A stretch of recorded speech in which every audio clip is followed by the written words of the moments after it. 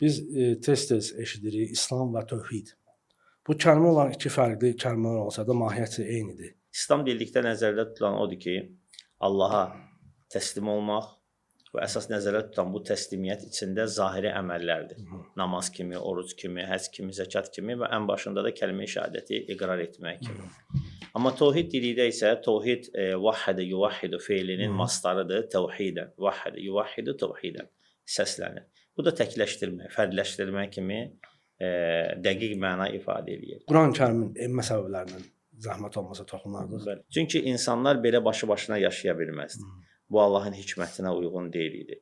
Və Peyğəmbərimiz sallallahu əleyhi və səlləm də saf fitrət üzərində olduğuna görə cəmiyyətlə barışa bilmirdi.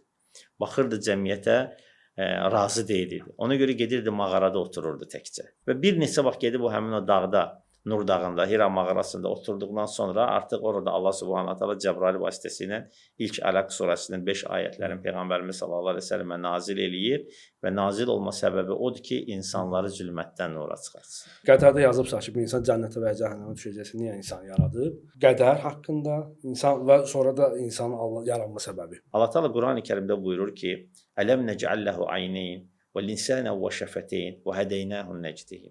Məyər biz insana iki göz, iki dodaq, bir dil vermədik mi? Məyər biz insana haqqı və batili göstərmədik mi? Biz şübhəni necə aradan qaldıra bilərik ki, edilən zülmlərin, baş verən zülmlərin səbəbkarı birbaşa insan özüdür. Və biz bu dünyanı sınaqlarına dözməsək, axirətdə gözəl məqama çata bilmərik.